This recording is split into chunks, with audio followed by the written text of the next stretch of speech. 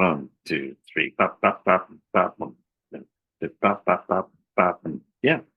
And then it shifts to 4/4.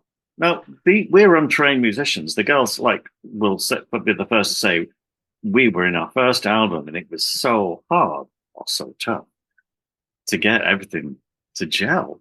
And we opened with a 5/4 going into a 4/4 and back to a 5/4. It's like, huh? And nobody mentioned it. Nobody spoke about time signatures. It's just all about feel. All about feel. Yeah. And that came from directly from Jamaica to the heart. Really, it was quite an experience, and that's the beauty of it, is you find out of those subtleties a bit later when you go to look back at it. You're much too much in the moment, and got to get this album done in the next couple of weeks. Yeah, to really consider what else was going on. But thanks for asking the question, because I love going back there. I'm writing a memoir, so a lot of this is quite present and correct in my head at the moment. I really like how that's a good song to talk about, Instant Hit, but the whole record feels kind of rhythmically disorienting a little bit, which is something I really like about it. Like it has a groove and a vibe, but you kind of like almost just get lost in it, like you, the listener. And it doesn't feel like punk or rock, and you can feel the reggae elements, but it doesn't really feel exactly like the way reggae feels either. It has it's in sort of in a weird, its own space. It could well be Dennis's influence at the controls there, because he put us through our paces. I had to be rock steady. I'd never had a producer, or I'd not done many sessions at that point. But I knew about rock steady. I knew about giving the equal weight to things, because we were not in the days of, we'll take a bar and sample it. This was playing for the duration. So things like So Tough. I didn't recognize the track when it was cut, because he compressed the drums so much they sounded like little tin cans. And I was going, oh, what's he done? And it's magic, because it pushed the drums into their own little space and gave a lot of room for the bass. And the bass was Tessa and Ari's design from heavy dub. It's the biggest, fattest bass sound. That's what they were going for. I really like in So Tough, that's the second track. I love how there's this section, I think it's like the bridge maybe, where the bass and the drums start to build, but then it kind of falls back into the chorus. Like it doesn't. Yeah.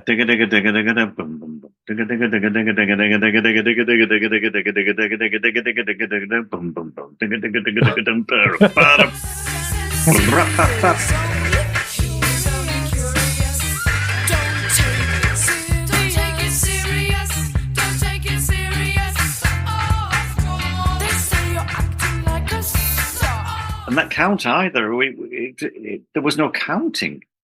It was ba-dum, ba-dum, bum, bum, bum, bum, bum. What's that? Am I on the right track?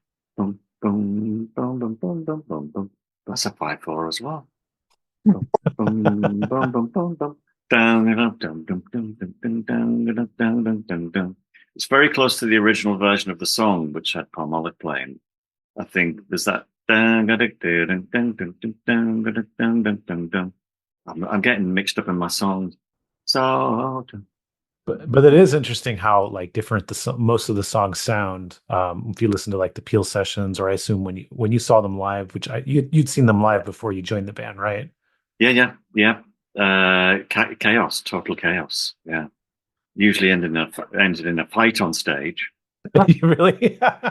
Ari and Palmolive would often just turn around and go, "Oh, fuck it! Do you stop again, Palmolive?" And Palmolive just like, "What?" And they just kind of confront each other, but like there's no audience there. They're not on stage. And then she'd sit down. She had like Doc Marten boots on, like silver ones, and like she pummeled that kid. But it was her way of playing was just intuitively musical in her own way. There was no continuous, there was no linear thought. It was like chunks of music that went together. So they just sped up and slowed down and sped up and slowed down. It was that's the way they sounded. Mm-hmm. It wasn't until the introduction of let's try and do four on the floor. Let's try and do it. Imagine a metronome. We didn't use a click track, but that's the bit. That was the big change. And then it all kind of gelled. But the excitement and ferocity of the Slits was, nothing else sounded like they did. Nobody else sounded like that way, which gave everything. Do a runner, do a runner, do a runner. Those elements stayed, but just became regimented. Yeah, it's like there's all this interesting, weird space and rhythms, but then there's like this sort of energy that's like youthful and fun. Yeah. As well. That I think makes that all the weird stuff not seem quite as weird maybe as it actually is. I think it was Ariana's birthday every day. She just went in. That's a good attitude to have. Yeah, and she was just on fire. And she'd say, "Okay, Tessa, you're going to go and sing this one," because Palm Olive had written the lyrics to what was it called? About Adventures Close to Home, I think. And Tessa didn't want to sing; she'd never sang before. But Ari had played the bass line. Crazy bass line, just all over the neck, but just the ability to just do that. She had it in her head. She boom, boom, boom, boom, boom, boom, boom, boom, boom, boom, boom, boom, boom, boom. So it was like, and Dennis is just going, and then she's going, "I'm going to put some piano on there," and it's like jazz piano, and we just go, "What?" So it was precocious. It was amazing to be there for. But that was the way she was, and the way she danced. It was, like kind of praying mantis look. The kind of knees bent, bum out, hands here, and it's like, and scared the life out of everybody on the dance floor. Fond memories, really, but it's but really life changing. Quite life-changing. A number of people come up to me and said that album, it just, and I remember meeting Viv quite a few years after, I was certainly with the Banshees at that point. And I said, so like, what's it feel like? It's a cult album, isn't it? And she went, what is? I said, cut. It's like everybody's talking about it again. I said, really? I think she was a TV producer at Channel 4 at the time, so it was maybe her vision was like slightly somewhere else. I suppose, like with many first albums, it's one of the guys who came up to say what an influence it was Justin, who played drums with Elastica, and I just thought, really, well, you heard that album? It's like. Sure. It kind of went under the radar, but hit a lot of people's awareness. It didn't set the charts alight. It wasn't like radio play, although I think Typical Girls may have got some radio play. Well, it's weird, so I can understand why maybe it wasn't on the radio, but it's like when you look at this era, this time period, which is like a great era for music, 1979.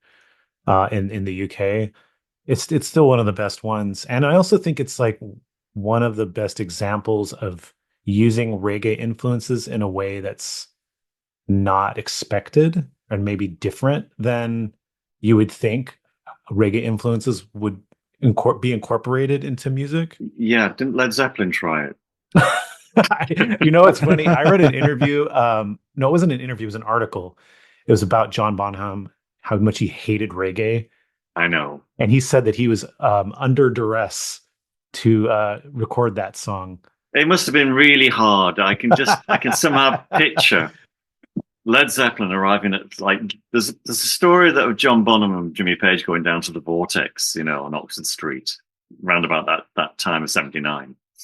And the Damned are playing, or the Damned are in the club, and Rat Scabies is like going, back off, Bonham.